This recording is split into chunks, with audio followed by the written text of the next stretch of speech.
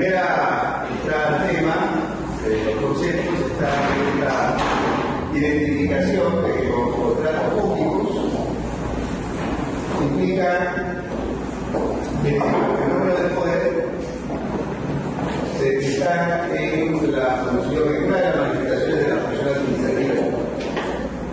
La consecuencia de esto es que en el contrato público, por lo menos una de las partes que es el contrato, es una entidad de la administración pública. Esto se va a reflejar en este cuadro. Este cuadro que representa lo que es todo el sistema jurídico de un país, conforme a la definición más aceptada. Hay tres grandes zonas, que es la zona del derecho privado, que es la zona del derecho social, que es la zona del derecho público. En cada una de las tres zonas, las normas y principios jurídicos que intervienen ahí tienen un propósito específico. En el ámbito del derecho privado, los principios de las normas regulan relaciones entre privados. Cada cual ejerce su libertad, se representan a sí mismos. En la zona de derecho social, las normas y principios regulan relaciones entre privados, pero con intervención del poder, usualmente para proteger a la parte considerada más débil en esa relación. El derecho social, el derecho de familia, derecho de uniones, derecho laboral. Y la zona de derecho público es aquella en la que se aplican principios y normas que regulan las relaciones donde está presente el poder, es decir, donde alguien de los que interviene en esas relaciones está ejerciendo poder. Y de la zona del derecho público. En cada una de las tres zonas hay contratos. Por lo tanto, hay una figura genérica de contrato, una categoría contrato, que va a realizar a todo el orden jurídico. Va a haber contrato en el ámbito privado, en el ámbito del derecho social y en el ámbito público. Una categoría común.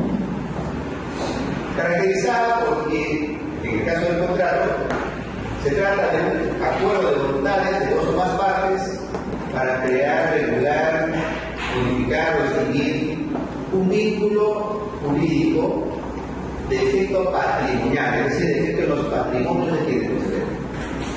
Esa definición que la hemos asumido nosotros en nuestra legislación más general que la civil es la que satisface a la noción de contrato que atraviesa todo el sistema. Sin embargo, esa figura del contrato va a encontrar adaptaciones según el escenario específico en que está. En el ámbito privado, esa definición genérica basta. Acuerdo de dos o más partes para crear, regular, modificar o extinguir la relación pública patrimonial. Suficiente con eso para la relación privada. ¿Qué vamos a encontrar en el contrato privado? A una persona que ejerce su libertad, que se vincula con otra persona que ejerce su libertad. Es decir, a un centro de interés privado con otro centro de interés privado. Consecuentemente, es una relación entendida entre iguales. Asterisco que de página, en la realidad no siempre es entre realmente iguales, pero desde el punto de vista teórico se asume, a veces forzadamente, que es entre iguales. Y en el derecho privado no sales de eso, siguen siendo iguales. En este caso, es una relación entre dos iguales, tanto para la fase de tratativas y formación del contrato, como para la fase de perfeccionamiento del contrato, o para la fase de ejecución del contrato. Cualquier desavenencia, cualquier desequilibrio transitorio que hubiera, será reconducido hacia la igualdad de las partes. Es decir, la igualdad de las partes es un mínimo no negociable en esa relación. Por eso es que si tú lees el Código Civil, vas a encontrar que desde la fase de tratativa, la fase de perfeccionamiento del contrato y la elección del contrato, todo gira en torno a la igualdad. Y no solo eso, sino se va al extremo de decir lo que ustedes voluntariamente decidan, vale. Y solamente será la aplicación del Código Civil de manera supletoria a tu voluntad. Así debe ser el asunto. Y si tú ya cumpliste tu mayoría de edad, se entiende que tú puedes controlar y que tienes un uso razonable de tu escenario. Por lo tanto, no te digas, son totalmente iguales. Y cuando hubiera una situación insalvable entre estos iguales, la solución es igualitaria. Y todos son reconocidos a la igualdad. Y si tú comparases el Código Civil peruano, el argentino, el chileno, el brasileño, el inglés, el francés, tú podrás decir, oye, este es más igualitario que el de acá, este es menos igualitario que el de acá, etc. Porque tu punto principal será la igualdad. Diferente es en el caso del derecho social. Por ejemplo, dentro de la específica rama del derecho laboral privado. Aquí tenemos a un empleador privado que se vincula con un trabajador privado. El empleador de su libertad, el trabajador de su libertad. Pero como históricamente en las sociedades, el empleador en numerosas situaciones ha abusado de su posición respecto al trabajador, las sociedades han reaccionado ante ello y a través de quienes ejercen el poder han impuesto a este vínculo determinados contenidos en aras a proteger a la parte considerada más débil y por considerar que ello es de importancia para todas las comunidades. Y ahí están las horas máximas de trabajo, el sueldo mínimo, las ETS, las vacaciones, la maternidad para las madres. Ahora paternidad ahí no va a compararse, ¿no? No, es ahí. Es ahí. Entonces, el escenario, la fórmula es esta. Y yo podría apreciar y evaluar el régimen contractual laboral en función a cuán protectivo o no es respecto del trabajador.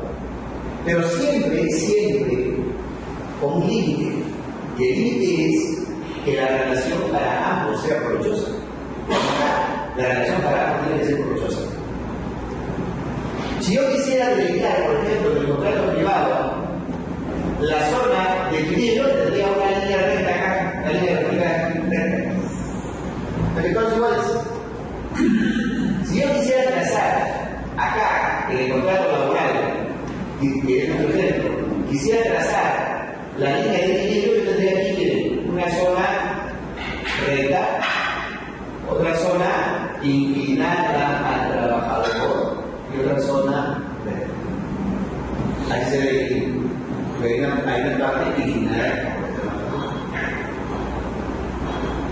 Y yo puedo comparar diferentes legislaciones laborales evaluando si para los escenarios objetivos son protectoras o no son protectoras y equilibradas a la vez en esa relación.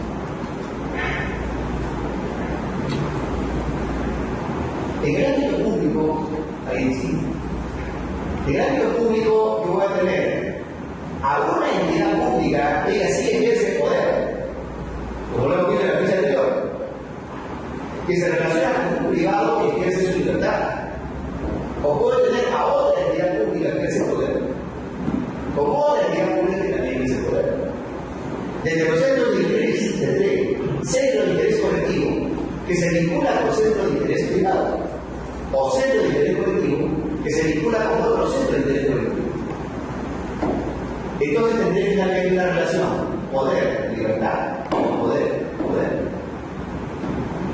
Entonces yo tengo que ser consciente que aquí ya no estoy ni ante una relación de derecho social y menos ante una relación de derecho privado. Y que ante una situación infranqueable, por ejemplo, entre el interés colectivo y el interés privado, va a prevalecer el interés colectivo.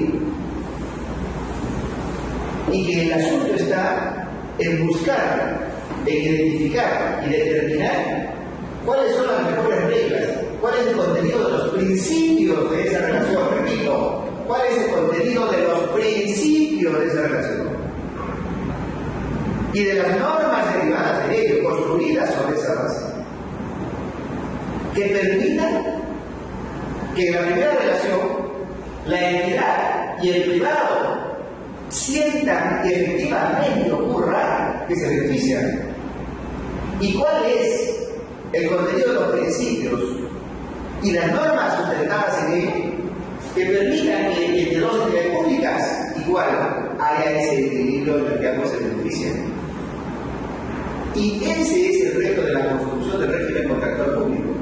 Darle contenido a los principios que permitan esa sintonía entre interés colectivo y privado, o dos intereses colectivos, y derivar y construir sobre esa base aquellas normas jurídicas y, por supuesto, también generar las prácticas que permitan que esa relación sea provechosa para ambos. Por tanto, la construcción del régimen contractual público requiere su ruta propia. Ya no es una derivación de la contratación privada, hace mucho tiempo que no es derivación, porque hubo un tiempo, como le conté al inicio de la clase, que se hubo un corte, a partir de aquí estamos haciendo algo distinto. La construcción de eso distinto es lo que viene demorando 300 años, pero hoy ha durado bastante. Y hoy hay ciertos hitos, que ya no se dudan. Cambiarán de repente en el tiempo, pero que por ahora no han cambiado. Y hace un tiempito que ya no cambian, ahí se van remozando. Y es que la lógica de la conversión pública, tú la construyes desde aquí. Desde aquí.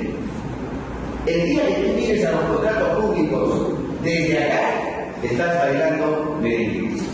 O el baile de caballo, ¿qué hacemos? Estamos obligados a mirar desde acá. En primer lugar, desde el punto de vista doctrinario. Y en segundo lugar, pero tanto más importante que el doctrinario, porque como veremos luego, desde la constitución política hay un mandato, no una sugerencia, sino un mandato de que lo veamos así. Es decir, esto que doctrinariamente se fue construyendo hoy, no solamente en el Perú, sino casi en la totalidad de los países del mundo, que en sus respectivas constituciones políticas han incorporado como mandato que tenemos que verlo así, tanto los funcionarios públicos como los empresarios privados, y todos. Y estamos obligados a hacerlo. Y si no hacemos eso y estamos contraviniendo eso, lo que hagamos es inválido. Ese es el asunto. Pero es parte de acá. Así como Einstein tuvo su DMC al cuadrado, ya este es su DMC al cuadrado de la comparación.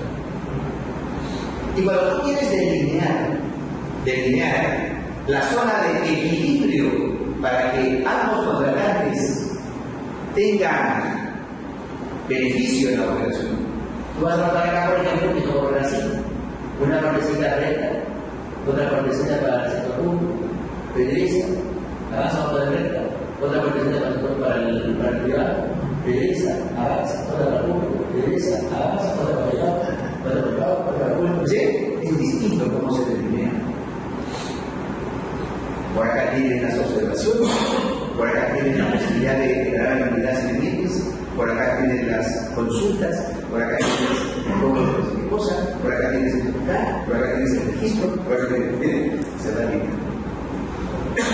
El secreto está en que cuando tomas una decisión de por qué el registro debe ser así, si debe ser aprobación automática o no, de por qué la observación puede ir o no al ocio o lo mantenemos en la institución a determinado monto, de por qué debes publicar las garantías, de por qué debes poder pedir intereses cuando no te pagan a tiempo, o poder ir al arbitraje, etcétera. Todo eso, y en qué términos te exige de ti ser una persona preparada en fundamentos de contratación y además conocedora de tu realidad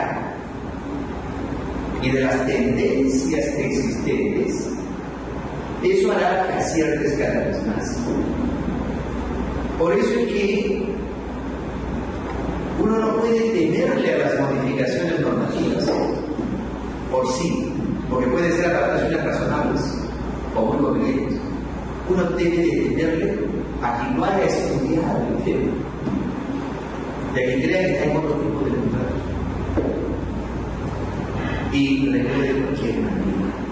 Es decir, a ellos se dice que va a salir cualquier cosa. Por ejemplo, vamos a subir hasta 3 unités el rango de los procesos fuera de los procedimientos de la ley. Siguen siendo contratos públicos, porque sigue habiendo una entidad pública y privada contratada. Pero tomé esa decisión en aras a facilitar a la entidad pública la contratación. Pero reventé a los proveedores, porque nunca más supieron durante estos años qué pasó con $6.000 millones. Dije, ahora son 12. Pero que ahora sí se ha reequilibrado un poco cuando te dicen, bueno, por lo menos cada vez me vas a decir con quién contrataste ya que eso. ¿Sí? Esa delineación de lo que es más acorde a lograr que esto funcione para que sea una operación gana-gana, es el refugiado. ¿Y quién debe aportar en ello? Todos quienes participamos en la contratación. Y las soluciones no siempre salen del OCE, no siempre salen del MEF, salen de los premios, salen de las cámaras. Por ejemplo, si ustedes recuerdan, hoy se tiene que publicar la carta Censo. ¿Cómo creen que fue eso? Yo les voy a contar porque yo directamente. Fue un aula, así como esta, en que un alumno en una sesión como esta dijo, señor, mire, nos andan toqueando mucho con las cartas Censo. Nos dan cartas clasificadas. Uno la recibe y bueno, y otros hacen la combinación, ¿no? Ya son cartas, o sea, previa persuasión económica, se la puede mencionar persuasión económica. No convence económicamente, no, le recibe la carta de mesa clasificada. Y la guarda, la pide el contrato, después le pone su carta trufa y se acabó. Y aquí regalan a otro proveedor que se tenía, no, o regalan a Marco, o terminaba de repente en situación que tenían que llegar a dar una carta fianza en la suya. Y las denuncias comenzaron a pasar. Y dijo, señor Rico, ¿por qué no hace lo siguiente? ¿Por qué no obliga al funcionario público que apenas recibe la carta fianza, la escanea y la publica obligatoriamente en que se hace? ¿Por qué no? Eso va a disuadir mucho, porque como ella es responsable de lo que eleva, ella es el responsable de lo que eleva. Y pobre de él, porque no verifique que es auténtico. A la semana siguiente se acabó proveniente de una persona que la vivía el nivel de denuncia posible y de funcionarios que recibían la lufa casi se eliminaban. ¿A qué voy? El punto de equilibrio, la zona de equilibrio se dibuja sobre la base de lo que es más pertinente para lograr que el interés colectivo y el privado estén ambos, no solo uno, ambos. Cada uno tiene sus facultades, sus deberes, sus derechos, sus obligaciones. Y ese encuentro entre diferentes, no es entre iguales, entre diferentes, es lo que hay que saber dibujar. Y eso es lo que se debe crear, y eso es lo que se viene a crear. Pero ahí no queda esto, sino que la constitución política, ¿cómo voy a regresar primero? La constitución política expresamente me dice eso que acabas de decir, yo lo asumo como parte esencial de la organización de esta comunidad. Todos sabemos que la constitución política incorpora lo que resulta esencial para la comunidad. En una constitución política que gestiona los derechos humanos está la organización del Estado.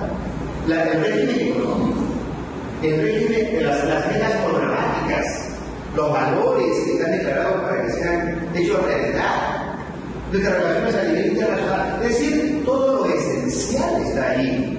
Qué curioso.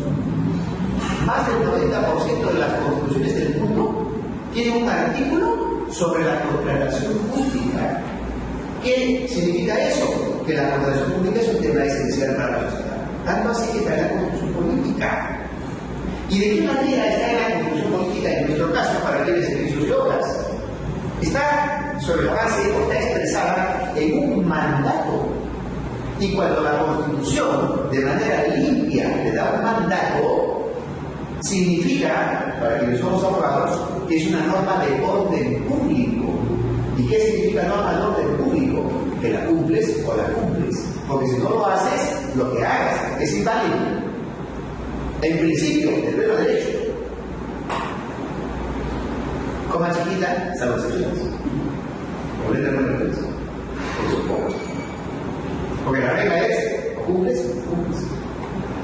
Cuando tú lees el artículo 76 de la Constitución, dice las obras y suministros con utilización de fondos o recursos públicos se ejecutan obligatoriamente en esa vida y utiliza dos términos que son acuñados en las canteras del derecho administrativo cuando se crea la figura del contrato público, que son los términos contrata y licitación.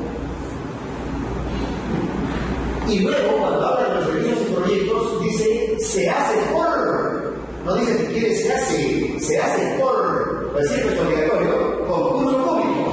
Otro término acuñado en las canteras del derecho administrativo cuando se construyó la figura del contrato público. Y por supuesto que la conclusión en la parte final dice habrá procedimientos, habrá excepciones, pero la excepción de la regla. Entonces, ¿cuál es el mensaje de fondo de la Constitución? Yo, dice la Constitución. 2. Las leyes que desarrollen esto son normas de orden público. Y por tanto, sí o sí la tienen que cumplir. ¿Cuál es la consecuencia práctica de esto? La consecuencia práctica de esto es que cada vez que yo voy a contratar, cada vez que estoy contratando, cada vez que ya contraté y cada vez que voy a solicitar una sorpresa, en el caso de ustedes, tengo que tener a la mano mi libro de recursos. Tengo que tener a la mano mi ley y mi reglamento con mis actualizaciones y con mis notas y con mis rayitas y todo lo demás. ¿Por qué? ¿Por qué utiliza el software que me acompaña en el verbo? Lo que no hagas bien, en principio, es nulo de pleno derecho. Es solo los casos de excepción que te da la misma ley. Bueno, pues puede ser objeto de una modalidad distinta. Pero la regla es que tú tienes que aplicar directamente estas normas. Estas normas son de aplicación directa en tu operación. Por lo tanto, tú tienes que saber muy bien, todos los días, por lo menos 10 artículos, interpretarlos, razonarlos. Domingos en la tarde con tu canchita, también tienes una pasadita, antes de cagar y después de cagar. O antes y después de guerra y lo que sea, igualito. Para que eso esté incorporado en ti, que sea parte tuya. Tienes que asumir esas normas. ¿Por qué? Por esto, porque lo acabo diciendo. Porque el contrato público es una noción especial. Implica ejercicio de poder, no obstante la presencia de la libertad de alguien en gran parte de los contratos. Y eso está respaldado por la Constitución política, que a manera de mandato ha convertido a todas las normas de la ley y de los reglamentos en normas de orden público.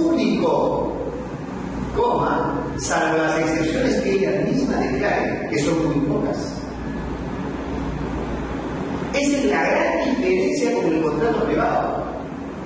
En el contrato privado prevalece la libertad de las partes, la voluntad de las partes.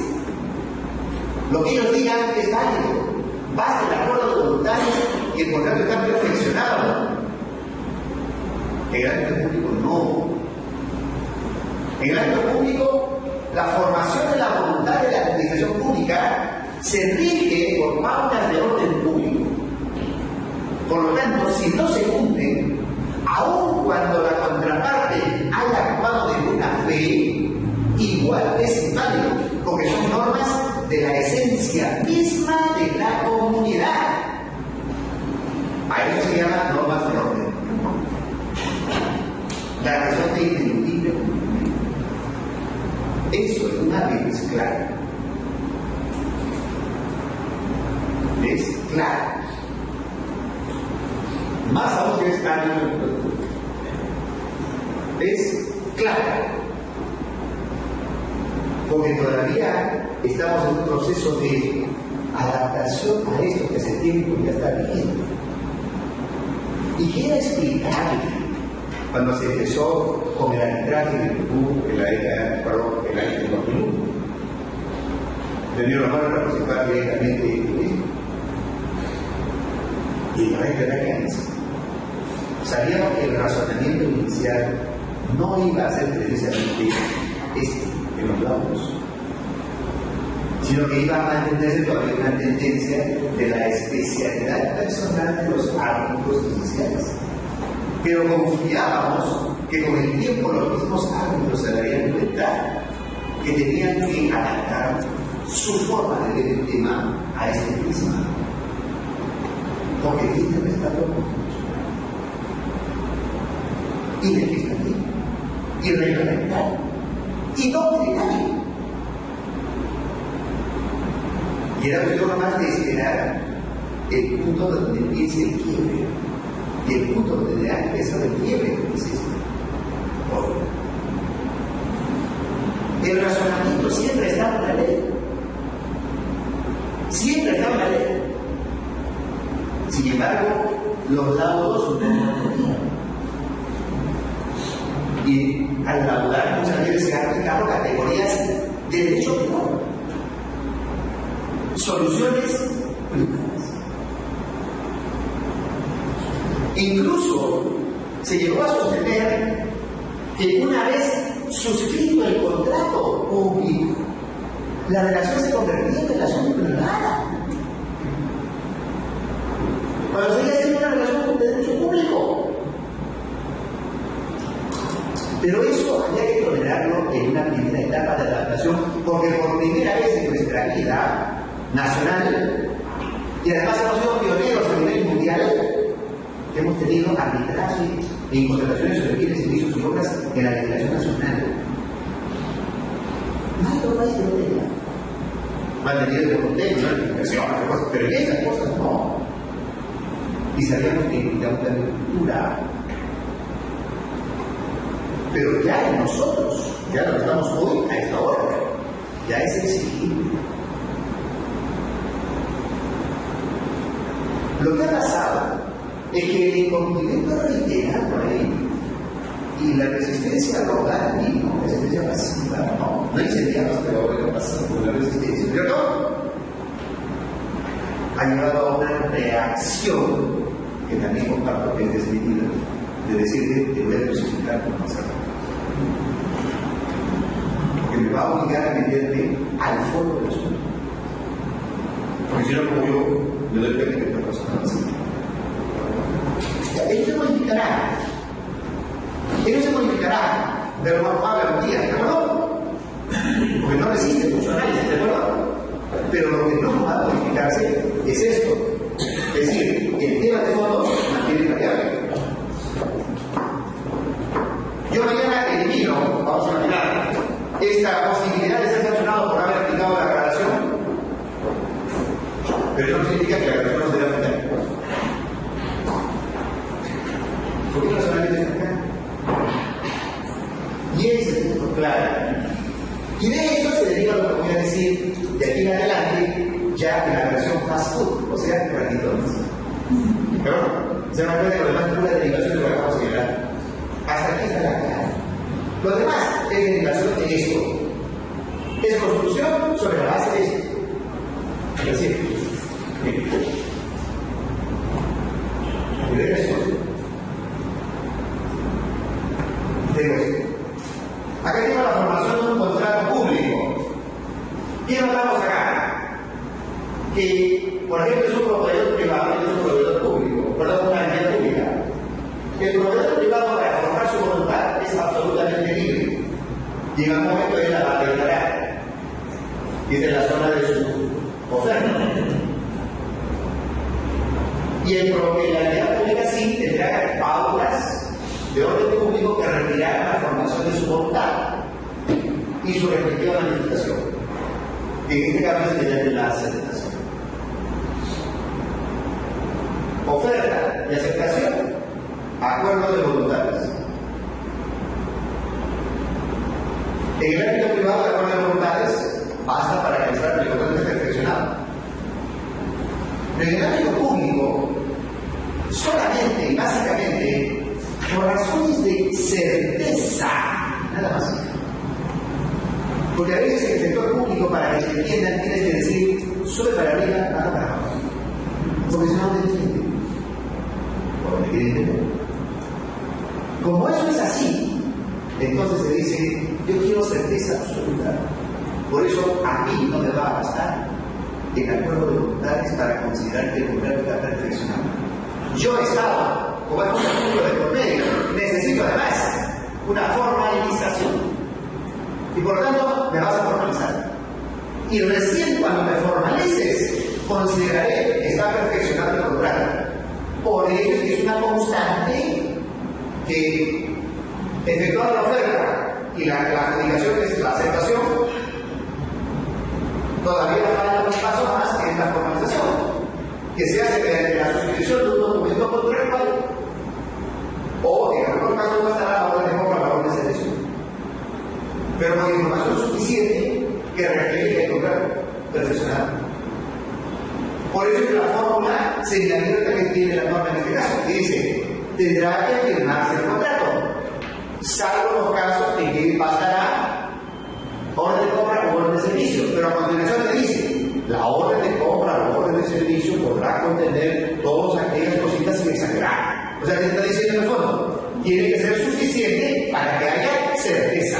Porque yo he estado, como represento a la comunidad, debo tener claridad sobre en qué me quiero comunicar y en qué se ha comunicado respecto de mi certeza. No quiero entrar al riesgo de las interpretaciones. Nota que sigue en juego este punto de encuentro del equilibrio. Eso es todo. Si mañana eso no sirve, si hay algo que lo sustituya y te dé certeza y ya no tienes que ser yo, cámbialo. No hay problema. Pero ese es el razonamiento fondo. Y lo mismo vamos a ver, por ejemplo, cuando está el concepto de contrato público. De lo anterior se acaba de llegar el concepto de contrato público. Por ejemplo, dime tú y me ayudas a esto. En ese contrato, por lo menos una de las partes es una entidad de la administración pública, ¿sí o no? ¿Sí o no? En ese contrato, por lo menos una de ellas es una entidad de la administración pública, ¿sí o no? Tienes el elemento distintivo. Además, pregunto, al igual que aquí y que acá, aquí también hay contrato, ¿sí o no? Entonces, hay una base conceptual de contrato, ¿sí? General. Y a eso se agrega la peculiaridad que por lo menos una de las partes es una entidad de la administración pública, ¿sí o no? Aprecie la gran definición de contrato público por lo que hemos discutido antes de la institución ojalá los proyectos pasados por la mesa. Acuerdo de dos partes para crear, regular, modificar o distinguir una relación jurídica patrimonial, como hay contrato. Y a continuación dice, en la cual por lo menos una de las partes que se celebra es una entidad de la administración pública. Esta es la definición más aceptada hoy en el mundo, que es la teoría unitaria del contrato público, donde el elemento distintivo del contrato público es que por lo menos una de las partes que lo celebra es una entidad de la administración pública. Ya no es elemento distintivo de un contrato público en la teoría que va a decir que el Estado siempre puede resolver unilateralmente o modificar unilateralmente contratos sin responsabilidad para ello. Eso ya no es. Porque tú tienes contratos en los que el Estado, por ley, previa al contrato, se ha autolimitado. Y ha dicho lo siguiente: en este tipo de contratos, yo nunca voy a tener prerrogativas a mi favor, pero no deja de ser contratos públicos porque una de las partes sigue siendo la vía pública.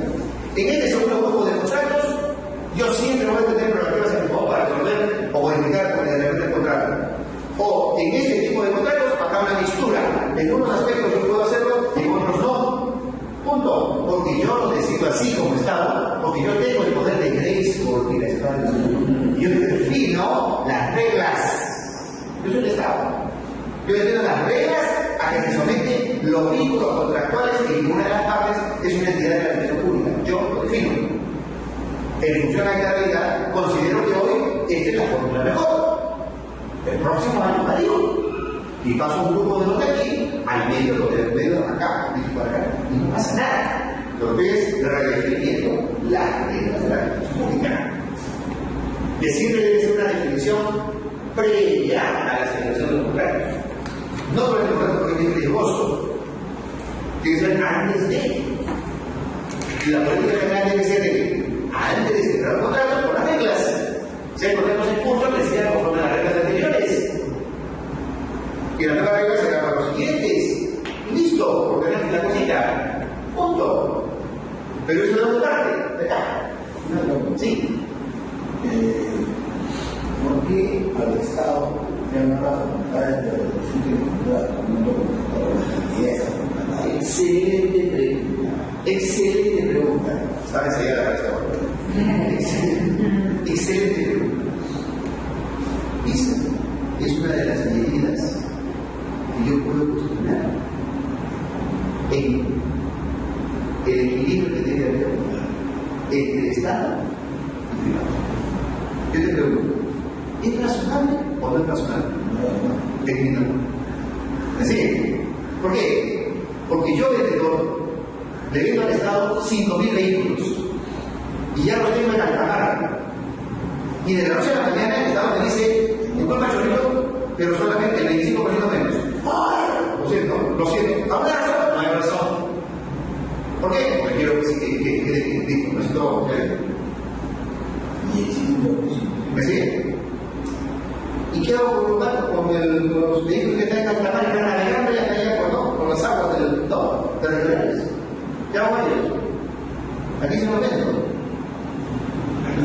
Pregunto, ¿eso desequilibra o no la relación a la gana?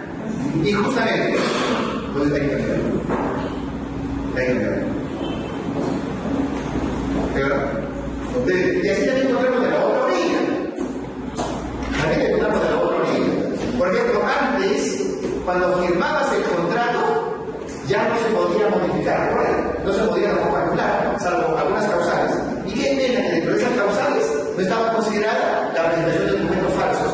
Y aquella empresa que presentaba documentos falsos, se firmaba el contrato y después sacaban la lengua. ¿Y yo qué hacía como funcionario público?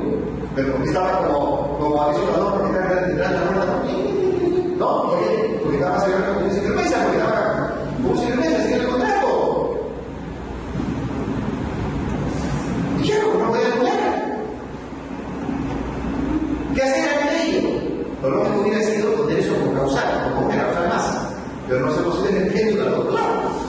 Y entonces yo no, literalmente cualquier violación a las normas de la votación son causas de nulidad.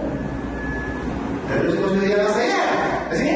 Porque ahora, cuando muchos funcionarios públicos tienen la certeza de que hay una violación, pues anularán. Pero cuando duda, ¿qué hacen? Dos posibilidades. O investiga más y no lo hace si no corresponde, o ante la duda mejor anulo y que sea el árbitro el que diga. Bueno, entonces, también hay que seguir por otro lado. ¿Sí? Por solucionar una, también por otro lado. Ya, ese es el reto, y agradezco la pregunta, ese es el reto diario. Ver dónde está la mejor delimitación. Bueno, toma de tu tiempo. Cuando vas a proporcionarlo, toma de tu tiempo y piensa en las consecuencias de todo el sistema y genera los contrapesos. Decidiste elevar a 3 UTs, ¿verdad? ¿Cuál es el contrapeso?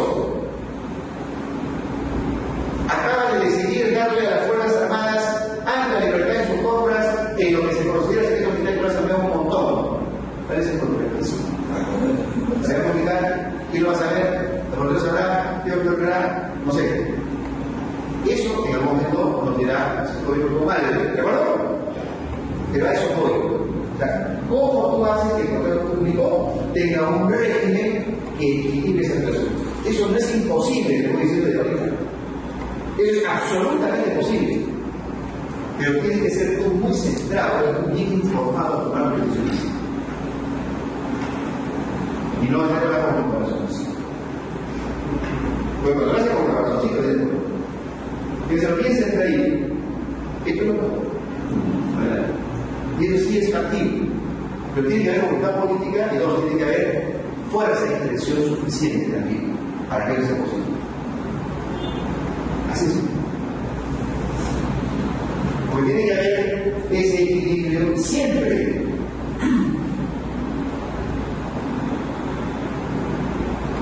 Sobre esa base, la famosa precedencia del principio. El ejemplo que dio del Estado puede romper el equilibrio en cualquier momento, después de un contrato que ellos tienen el dedo de pavo y que hay cada republicano. Y tampoco. Eso potestad absoluta. Eso está en la ley. Y después de momento. ¿Qué opinas de eso? Pero yo como organista, no creo que no puede ser bien.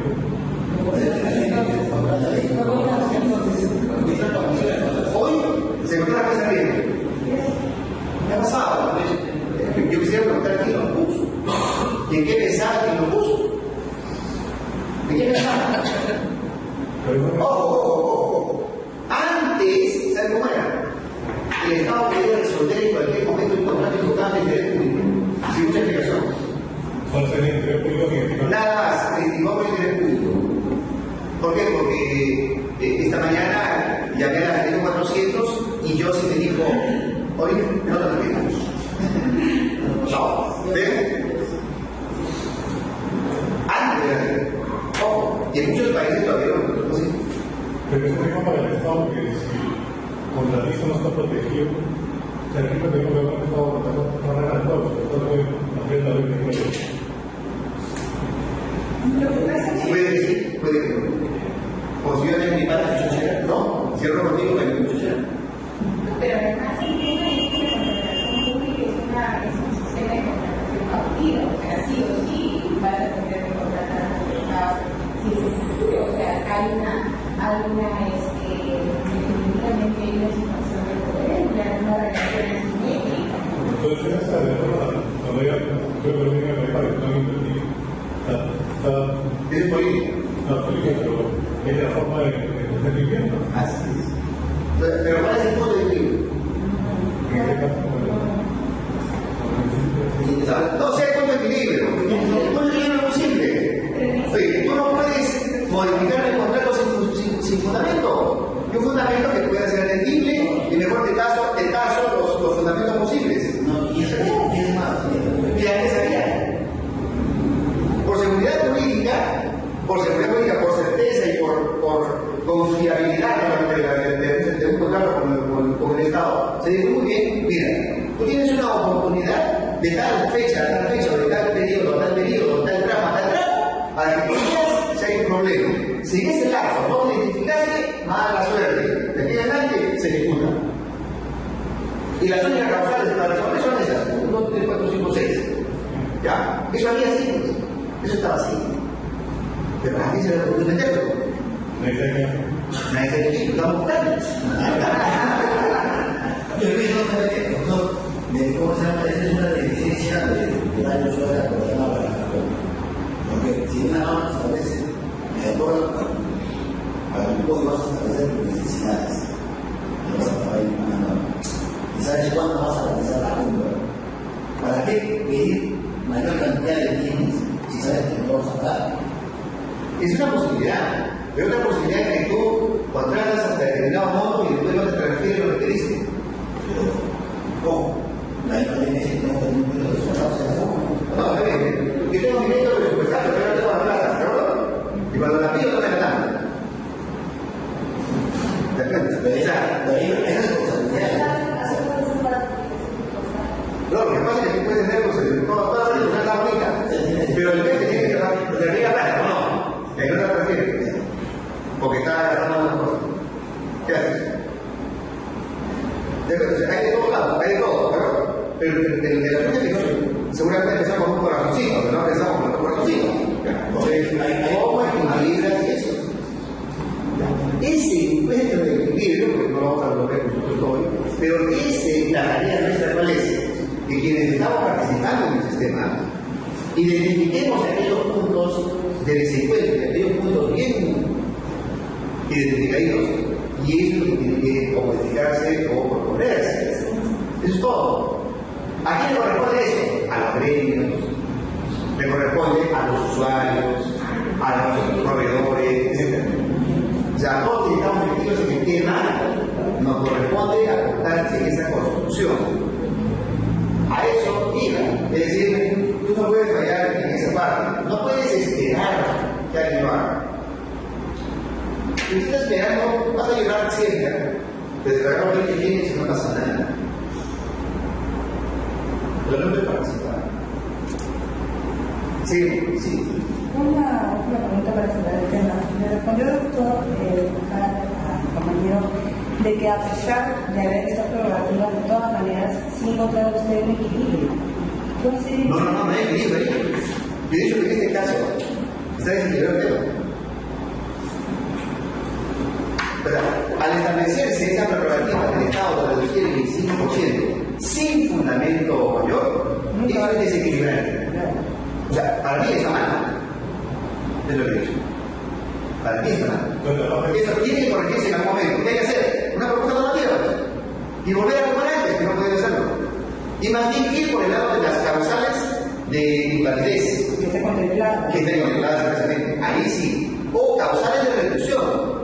Que estén también contempladas. ¿Sí? Pero ahorita lo único que hemos tratado es estar preparados para que en cualquier momento tiene que Así es. Entonces, Entonces yo hago la siguiente pregunta. ¿Y qué esperan los gremios para hacer bueno?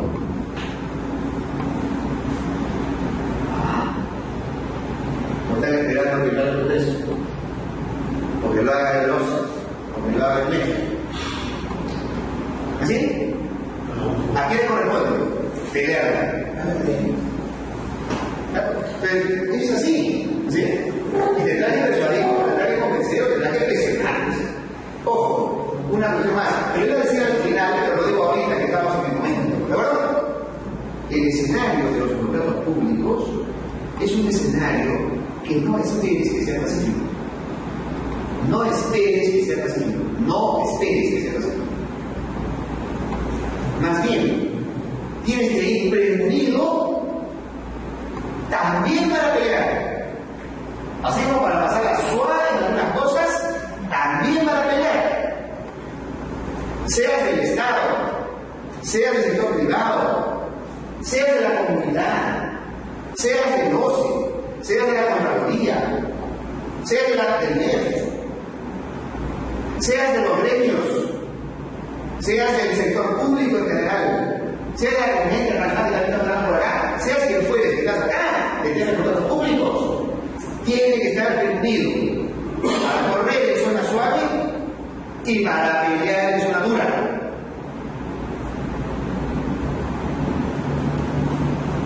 No es un terreno fácil, no es un terreno regalado, no es un terreno para lamentarse. Plañidero no tiene sentido. Es un terreno de pelea. Así es. Pero las cosas claras que se organizan. Porque vas a encontrar de todo.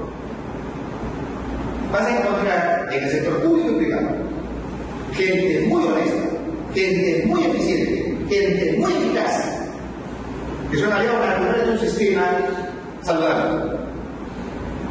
Vas a encontrar, segundo bloque, en el sector público y privado, gente dudosa.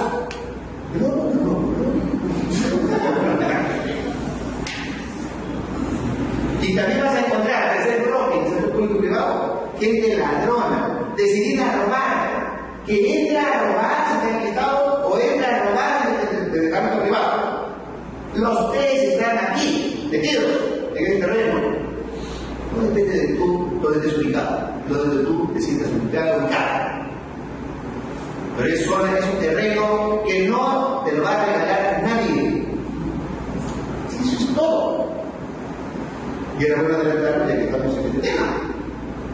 Entonces yo le decía a la doctora, ay, mi señora, no me lo hagan. Oye, ¿se va a pelear? Y a veces tienes que pelear por tus derechos duros. Y a veces tienes que denunciar, y a veces tienes que decir tanta la ruta.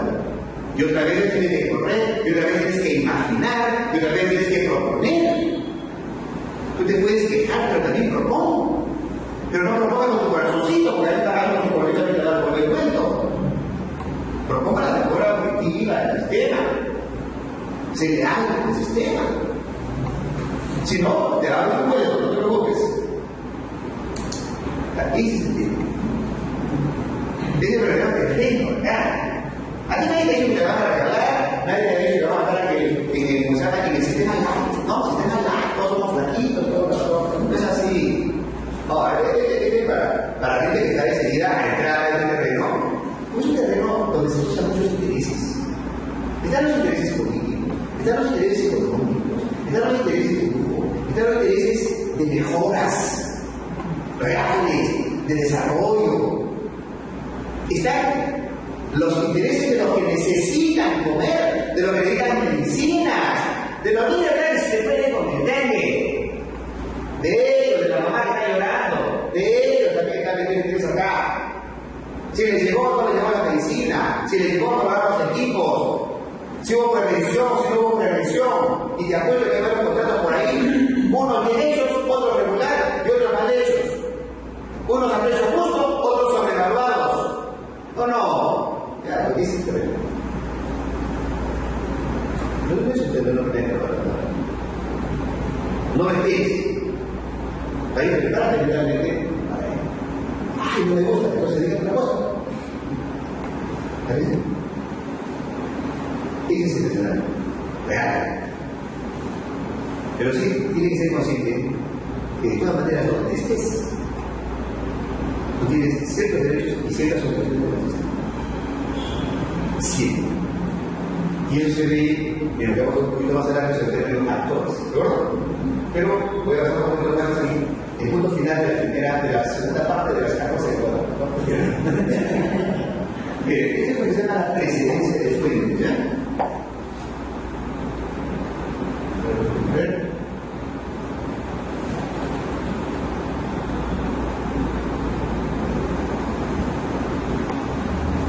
Este es el orden jurídico, ¿de acuerdo? Este es el orden jurídico. Esta es la zona del derecho privado, la zona del derecho social. Esta es la zona del derecho público. Esta es la zona del derecho administrativo. Esta es la zona del derecho contractual público. ¿Sí? Este, por ejemplo, es la zona del derecho penal, digamos, porque está dentro del derecho público. Penal. Primera posibilidad. Todavía, o bien esta flecha, esta primera flecha, hay un patrón que está, la tercera parte de la tercera. Sabemos que no aparece de oro. Donde está la flecha, ¿de acuerdo? ¿Qué significa? Que si yo necesitaba resolver algún tema sobre los contratos públicos, directamente voy a la ley de reglamento para la ley de contratación pública y encuentro lo que necesito. ¿De acuerdo? No hay problema. Tal cosa, la de un libro de famoso por azul, es azul este libro, ¿no? Y sí está. Libro 45, artículo tal, uy, me falta otra cosa, claro, busco los principios que tiene la parte inicial y se acabó. Resolví el tema.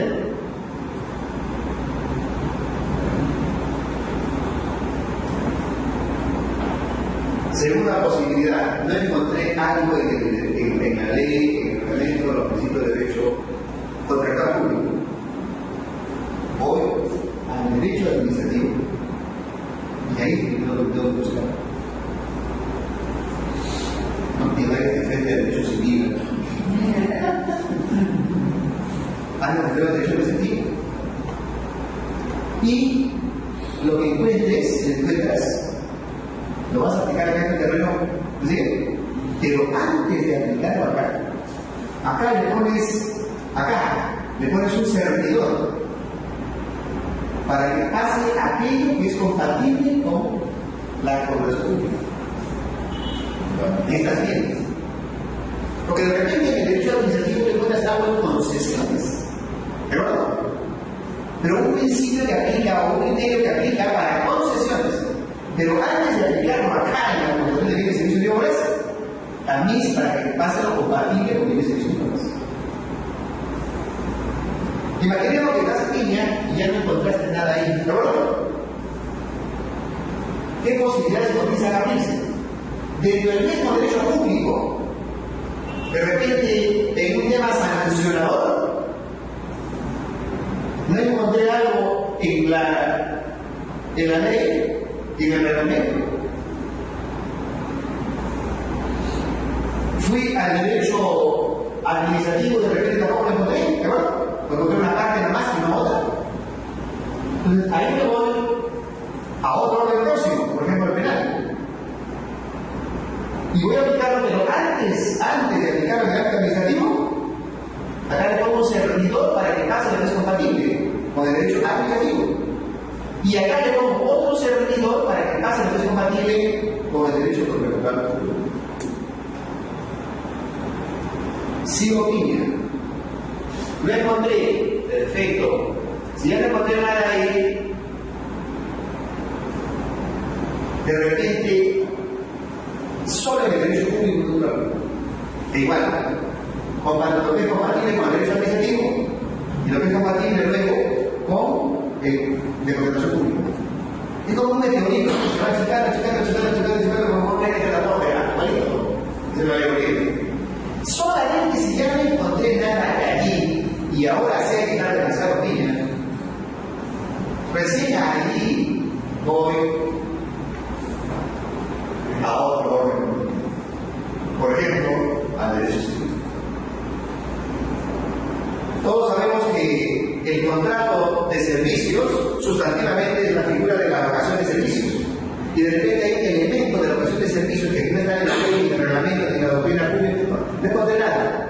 Ahí sí entro yo al Código Civil y encuentro la vocación de servicios, extraigo lo que necesito, lo pongo en mi mochila azul y me doy mi salto hasta el derecho público. Antes de entrar al derecho público lo organizo para que pase lo que es compatible con el derecho público.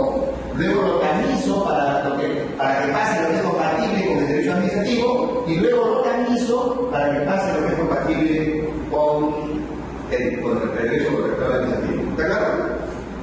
Así tienen que razonar los alumnos.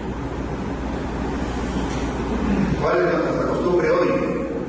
Yo no encuentro nada acá no encuentro nada. De frente agarro mi noche y mi mochila es vacía. ¿No? Salto hasta acá. Sí. De ahí otra vez salto hasta acá, sin consideración, y lo aplico y que lo demás se atenga. ¿Sí o no? E invoco todavía al Excelus, a Ulises. Invoca a todos, ¿no? Los griegos. Y hago patinaje sobre hielo con 3 mortales. Eso es grave. Significa que no ha sido ningún humano. Niega que ha sido ningún humano de eso. Ahí se niega. Porque eso ya hoy desde todo mundo. Hace 10 años, bueno, parece que se aprendiendo, tienen que entrar en el terreno, no.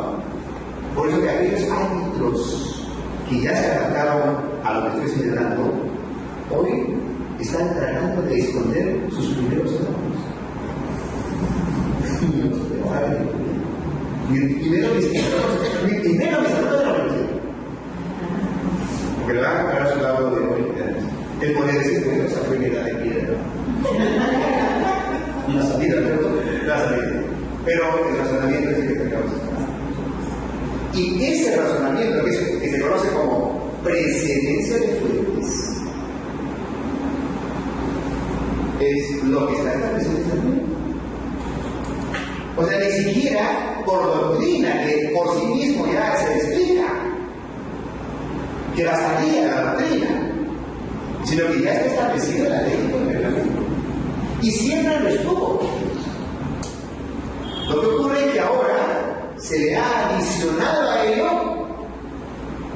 Y ahí sí, con cierta ¿no? Situación forzada, que es inválido tu lado y que si no lo haces así, abre los brazos nomás y dime dónde claro.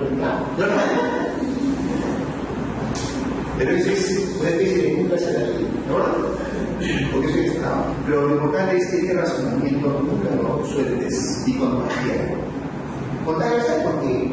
Porque todavía está muy arraigada en nuestra cultura jurídica esos saltos. ¿Y saben a qué se debe?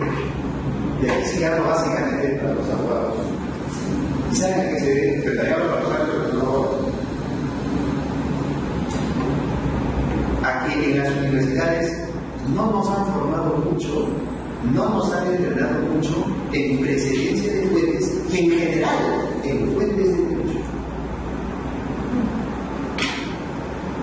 Entonces debería haber un curso o un taller sobre fuentes de derecho para que aprendas a razonar.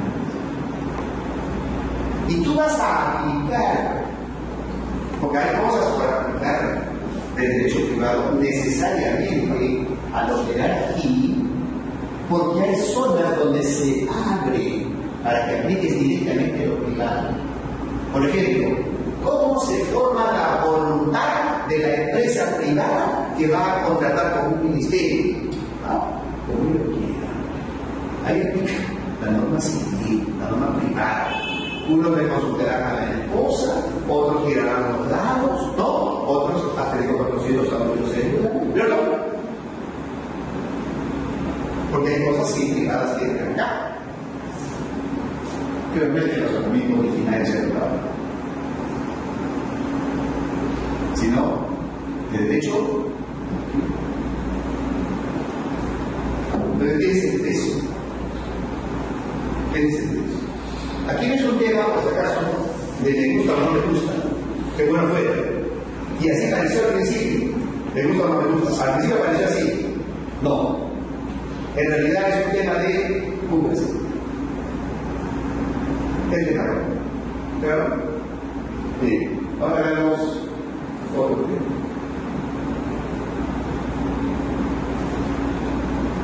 ¿Cómo evolucionar el sistema? ¿Cómo ha evolucionado el sistema de contratación de bienes, servicios y obras? En la década del 60,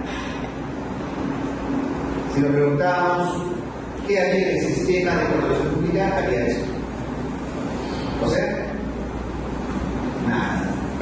¿No? Así es la cosa. ¿Pero cómo contrataban las empresas? Unas contrataban con el Código Civil, otras adaptaban normas españolas, otras creaban sus propias normas, otras consultaban a Sandros, a Orozco.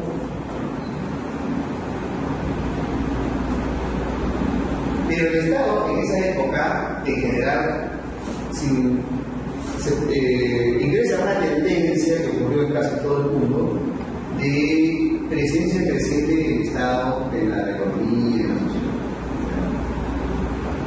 Y uno de los productos simpáticos de eso, pues no todo es malo, es que comienza a generarse la idea de formalizar muchas maneras de actuación del Estado. Y se genera diversidad de vías. Es la época, por ejemplo, en que sale el reglamento de normas generales de procedimientos administrativos. Se comienzan a generar reglas comunes de todos los mundos.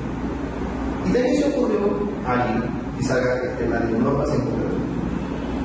Y la primera norma que surge es el flujo para obras. Estamos a mediados y fines del 60.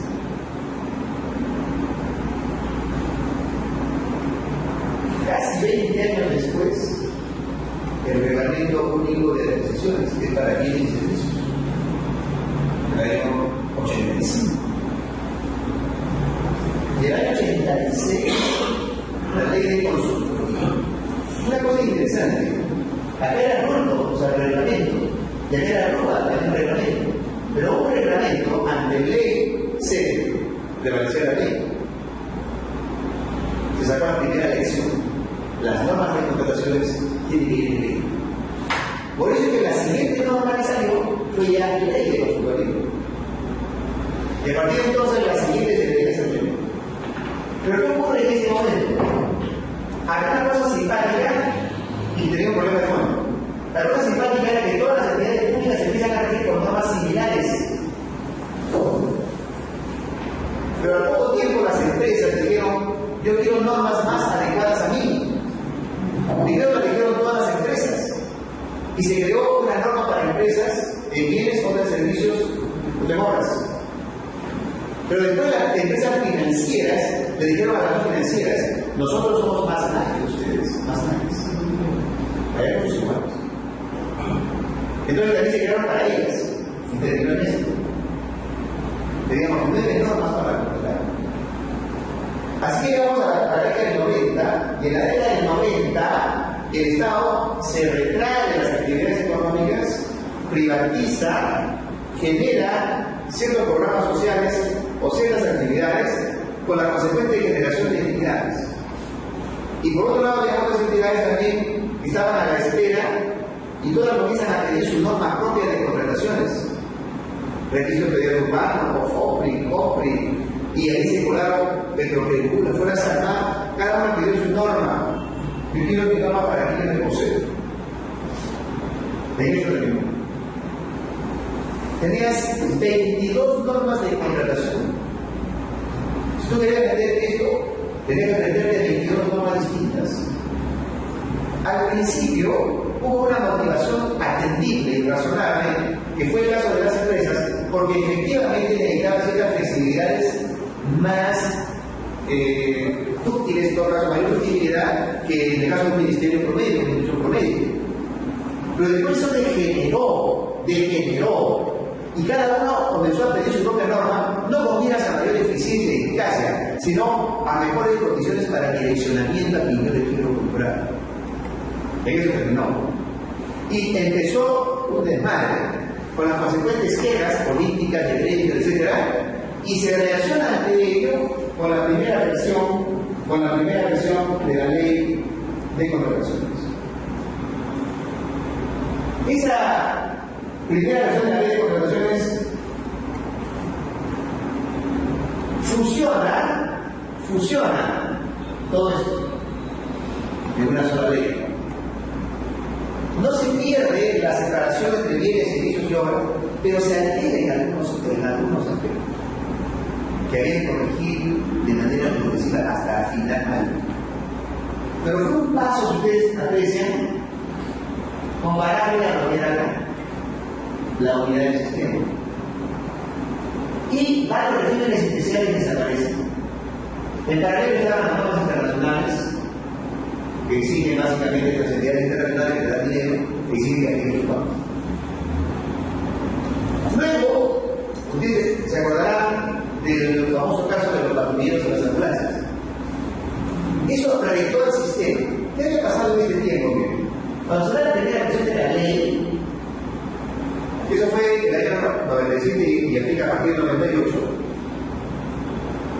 A partir del 2001, yo creo que todavía está ahí con su poder de competencia y oportunidad, lo que veíamos era que en el mundo entero se estaban promoviendo modalidades nuevas de contrataciones, se estaba promoviendo la contratación electrónica, y era razonable que habíamos puesto nosotros en algunos temas como registros, el los servicios que se llamaba con su poder en ese momento, de la realidad de la contratación. Y se comienza a fomentar eso. Entonces, ahí fue que implantamos Subasta con el marco, compras corporativas, el SEAS, de las primeras elecciones, comienza a implementarse. Y se empieza a desarrollar el arbitraje. Había que implementar el arbitraje, los criterios básicos de conclusión del arbitraje del Estado. Las primeras discusiones, recuerdo yo, fueron si los laudos se debían o no publicar. Algunos especialistas en la calle se desmayaban, porque decían, ¿cómo vas a publicar un laudo? Si el laudo no se fue reservado, pues será reservado el privado. Pero el ámbito público está decidiendo sobre el fondo público, no todos se pueden publicar en el ejercicio, porque no vas a publicar un laudo. Así que, de todo eso comienza a trabajarse y a raíz de eso que ya estaba puesto, habiendo que estaba puesto, el detonante de los partidos llegó al Estado, al gobierno, a tener un nuevo sistema. Una nueva ley, por ejemplo. No es otra ley, por ejemplo. No es otra ley. Las mismas entidades internacionales que dijeron al Estado, le dijeron, el problema no es el modelo. El problema son personas. Todo país renta dos cosas, modelo y personas. Tu modelo es bueno. Hay que trabajar en personas, en dos niveles. Formación de cuadros técnicos y prevención de corrupción y ataque a la corrupción. Y dijeron al Estado, no necesitamos modificar yo te ayudo a capacitar y tú persigues tus lloros. Eso le dijeron al Estado. Bueno, no pasa. Francisco te lo dijeron. No, pero hoy vamos a poner la ley. Y van a poner la ley del 17 que está. Y tú te das cuenta de lo comparas con la última versión de la 1850, es lo mismo. Hasta los errores de redacción son los mismos. Solamente hay que malograr 24 cosas. Y curiosamente de las 4, 3 se acaban de devolver el reglamento. O sea, puede ser 360. Consecuencia, el modelo está aquí. Porque en el modelo se ha incorporado todo lo más recomendado del mundo. Está aquí. Tú vas a cualquier especialista en el mundo, a la Europea de México, todos te dicen, debemos ir hacia la protección electrónica, que ahí está. Que debemos ir a su más inversa, ahí está. Que debemos ir al gobierno marco, ahí está. Que debemos ir al sistema de solución de controversias más eficiente que sea que el tiempo, ¿no? Nada, ahí está, especializado, ahí está. Que debemos tener registros, ahí está. Que debemos tener entidad rectora, ahí está. Y nosotros fuimos un poco más allá y generamos, por iniciativa de Perú, a través del consultor, la red continental de entidades de compra pública, que regula 31 consultores del continente. Está funcionando. De no ser presidente de Jerusalén. Pero no lo quedamos ahí, sino que la última vez que estuve en Moscú, propuse la creación de la red mundial de entidades de compra pública. Y de esta forma la tomamos en curso, con 90 países. Ya está. Porque, de mirando al futuro, hay un proceso de armonización a nivel mundial. Es decir, generación de estándares para todo el mundo, de políticas globales de compras públicas.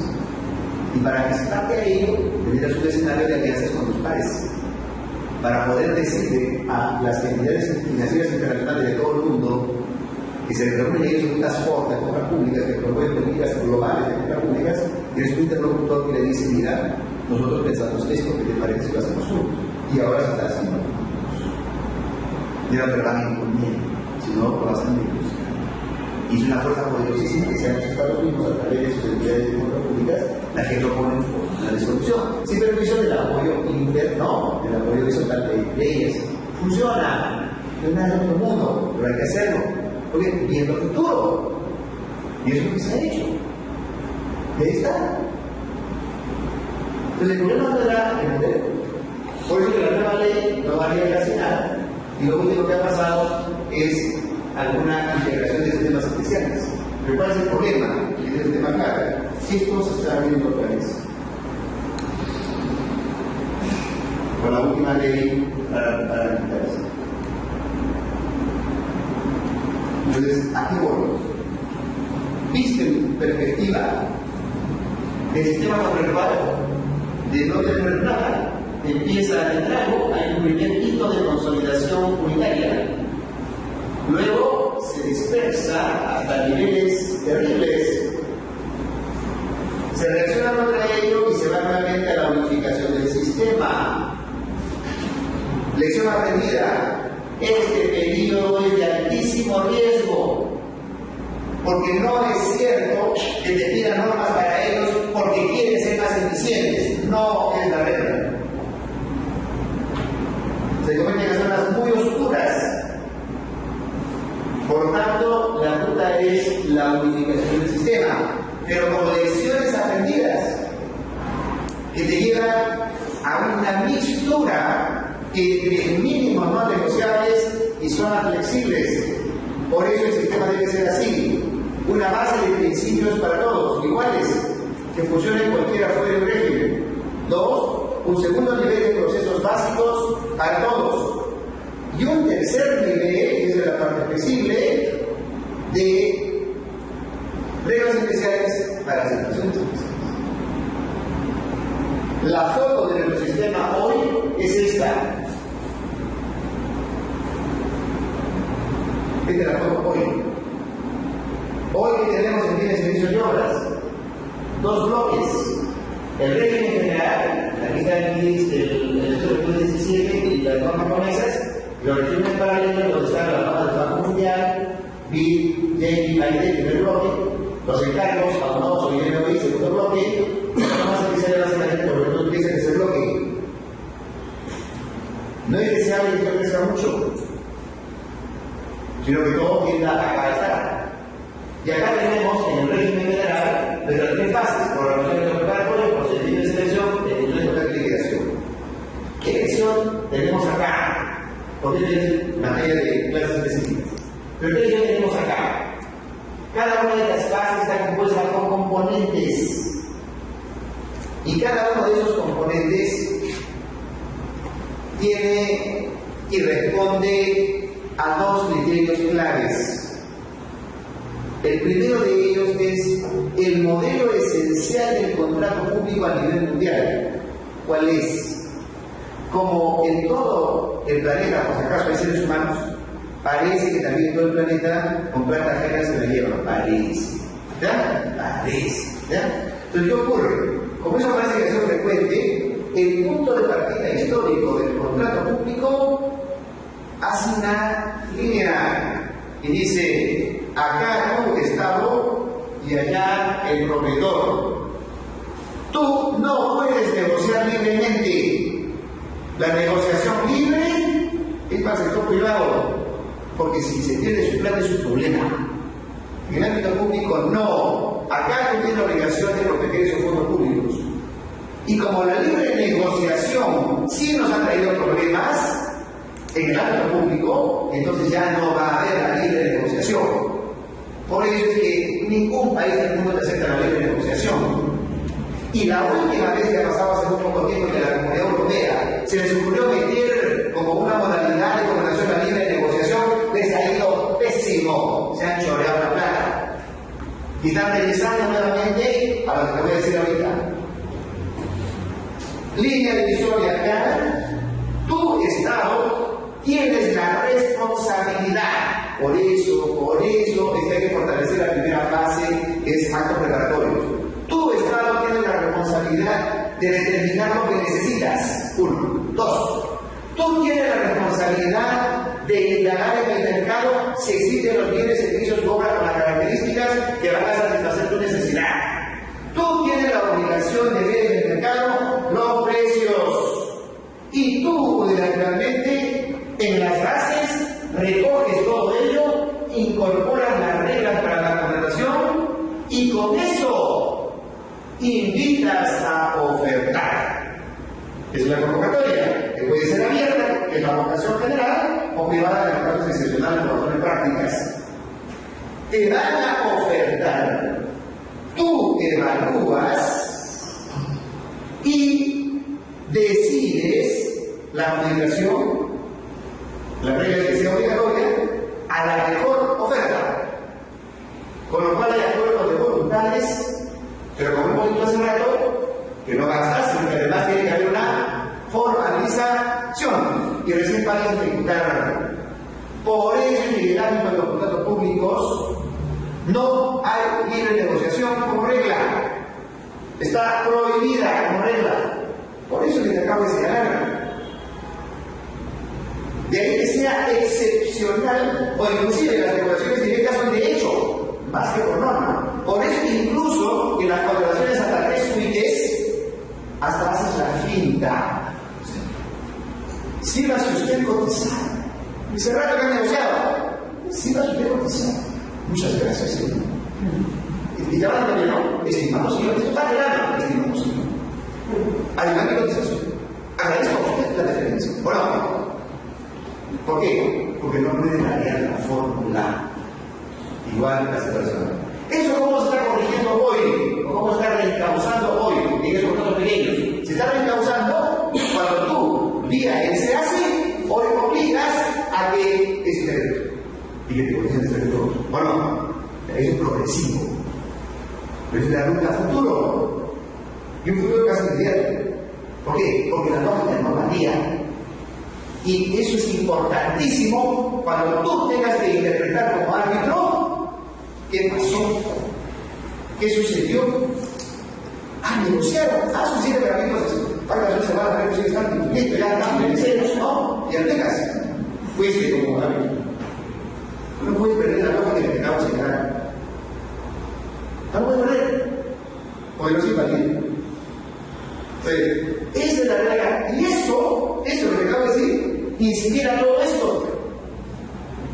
Por eso es que en el ámbito de los contratos públicos hay una fase de programación y de preparatorios donde es la administración la que ella actúa fundamentalmente. Y ella tiene una tremenda responsabilidad. ¿Te imaginas lo que significa que eres mal informado en tu mercado? ¿Te imaginas que tú no sabes qué cosa hay en el mercado? Por eso hay problemas a veces después en la determinación de necesidades. Piden cosas obsoletas o cosas que están por vencerse en el mercado. ¿O no? O precios que no son reales. Ya, ese es el problema. ¿Por qué? Porque te han dado a ti esa responsabilidad. Entonces hay una tarea hoy, una tarea enorme en el Estado. Y es trabajar mucho en el fortalecimiento de esta fase. Capacitar gente permanentemente. Entrenarla, abrir información a mercados, conocer los mercados, tener fuentes de información, trabajar formatos, entrenar a la gente, mucho mercado. Y por supuesto asegurar que sea gente respondida. La segunda fase de procedimiento de selección igual. Todas estos componentes que acabo de señalar están acá. ¿Cómo que acabo de consultar sobre las relaciones de propuestas y evaluación de procesos de certificación de suscripción? Entonces acá, porque le acabo de señalar. Y eso incluso en la desagregación de los tipos de contratación está. Desde la identidad, cuando se trata del procedimiento clásico, que es para fines servicios desiguales en lo que es inevitable comparar, se dan todos los momentos. Cada entidad convoca consultas o relaciones entre determinadas propuestas que evacúen del lado técnico y del lado económico, adjudica y se suscribe. Y en el caso de la subasta inversa, que es para fines servicios iguales, si no es igual, normalmente la subasta inversa. Ahí hay convocatoria igual. Como ya hay cosas practicadas en la ficha, no va a haber ni consulta de situaciones y para la siguiente aplicación de propuestas. Aquí te liberas de hacer evaluación porque el sistema te arroja ganadores de precio menor y luego adjudicas y suscribes. Pero la técnica sigue siendo la misma y desde ti, ¿verdad? No estás negociando con el producto. Y en el convenio marco es igual. En el convenio marco hay una primera etapa en que muchos de esos momentos te los copian ya, te los liberan, porque es el mismo OCE el que determina a fines similares de la regla llamado y predetermina a los productos ganadores y a los respectivos proveedores. Entonces tú ya no haces esto, pero sí haces que escoges nada más lo que necesitas, adjudicas que cosas te día. Entonces la lógica no varía, todavía no varía. Se engaña quien cree que aquí hay libre negociación. No, ya hay cosas verificadas. Hay precios máximos verificados, características verificadas. Es tan bien. Lo que pasa es que tú, dentro de lo que necesitas ya funciones finas, dices qué tipo de aseos, qué tipo de cosas necesitas. Es justo. Finalmente, dos ideas finales. Les prometo, confíen en mí, soy abogado. Bien. ¿Cuál es la ruta que tenemos que seguir? Todos los procesos antes se regían por el sistema clásico. Relativo promedio. En bienes iguales, ahí solamente hay un tipo de precio. Se intentó la subasta inversa. ¿Cuál es la tarea? Que todo lo que puede ir a subasta inversa, que vaya a subasta inversa.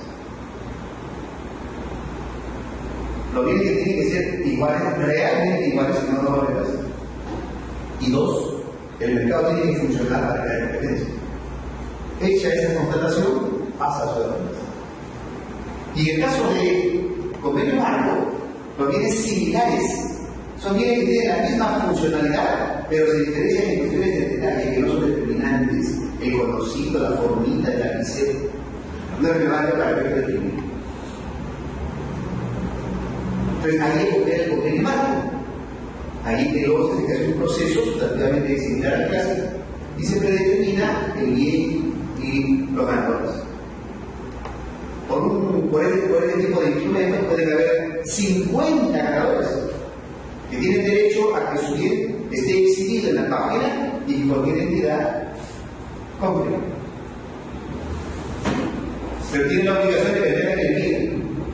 Ese bien con esas características, en esas condiciones son mejores y a ese precio o menor. Y empieza una sana competencia entre proveedores. Y lo que hace el funcionario público solamente algo, 1000 de esos, 200 de esos, 300 de esos, se acabó con todo. Punto. Y nadie quiere discutir, menos auditoría quiere discutir de que tengo que comprar de acá, ¿qué me importa? Porque ya todos están estandarizados, ya todos están en ese comité. Es una información pendiente. Pero no es la forma. ¿Qué es lo que tendríamos que hacer? Traspasar lo más posible del clásico a la subasta inversa para convenio marco. Si en 3 años de manera sostenida lo hacemos, el 60% de la compra del Estado puede ir por subasta inversa y convenio marco. La subasta inversa te permite contratar en 5 a 9 días, el convenio marco es un día. Viene con impugnaciones, 0. O casi 0. Y lo otro que tenemos que hacer es sacar las mejores experiencias de los regímenes paralelos y convertirlas en normas permanentes. Por ejemplo, en materia de desastres naturales, podríamos organizar un capítulo solamente sobre desastres naturales, recogiendo los reportes, los derechos que hemos emitido en estos años y trasladarlo a la norma permanente. De modo que cuando se produce un desastre natural, solamente llegar a la zona y le aplicas en automático la norma. Y si están discutiendo cada vez que hay providencia sobre las reglas de concurso. Y lo último es eso.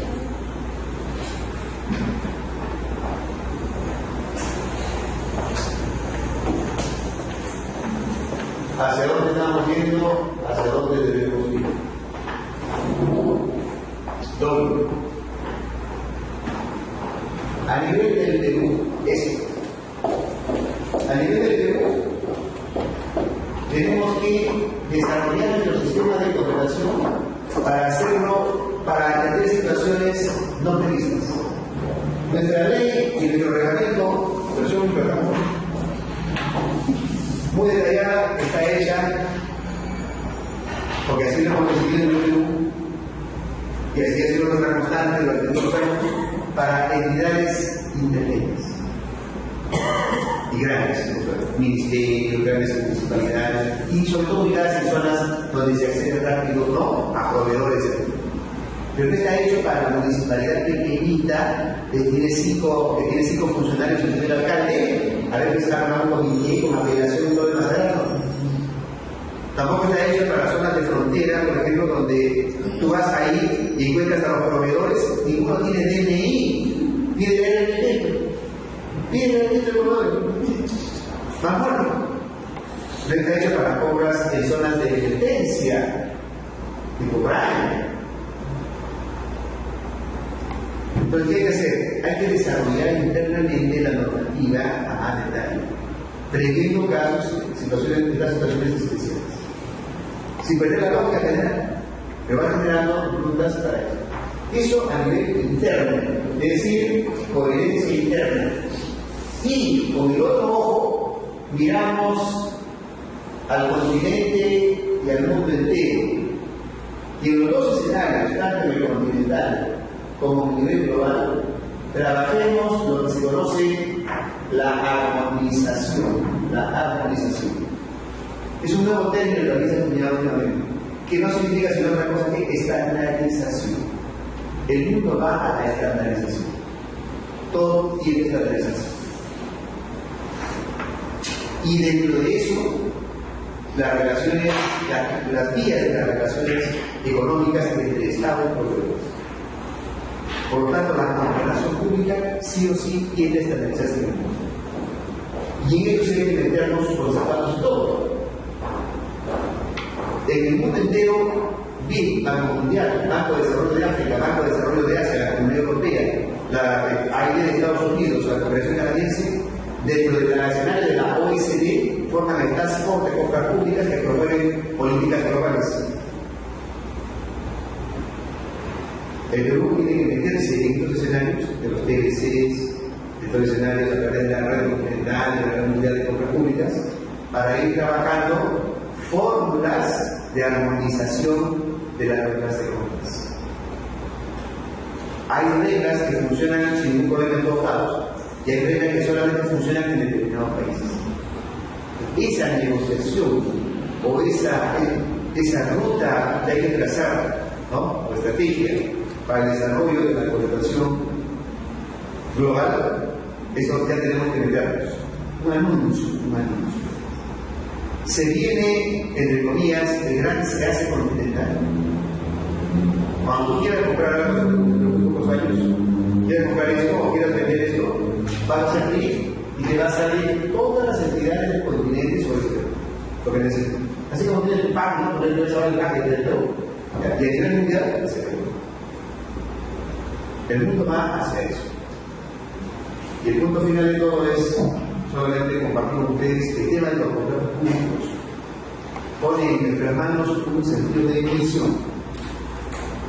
Porque en los contratos públicos no estamos solamente ante oportunidades de negocio.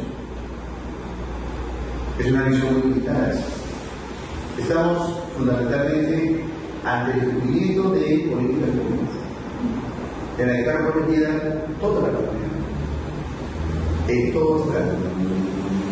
Por lo tanto, sea del sector público o del sector privado, tiene que ser consciente que solo estás dentro de un medio para el cumplimiento de fines más superiores. De modo tal que cuando trabajas en los sectores públicos, tú tienes que ser consciente que estás participando en el cumplimiento de una misión para la comunidad. Y si eres del sector privado, un colaborador para ello. Y si eres del sector público, una responsabilidad adicional a la producción ciudadana, que es la de tu trabajo para ir a funcionar eso. Entonces, es un lindo escenario